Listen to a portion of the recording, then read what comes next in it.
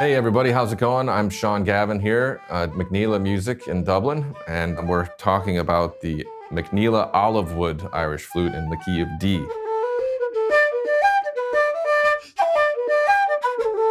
It's quite light, it's very nice. It's got a tuning slide, a lined head joint. The holes are a nice, kind of, I would say, medium to small sized, and so therefore it takes a little bit less air. It's quite a nice tone, so I'll try a tune for you.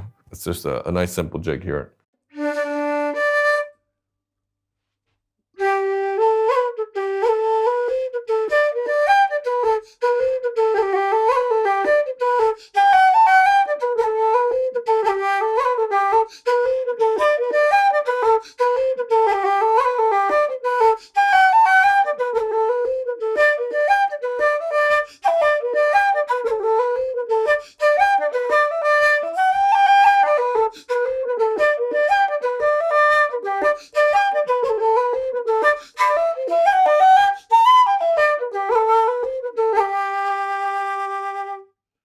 So there you go. That one's called Nóra Críona.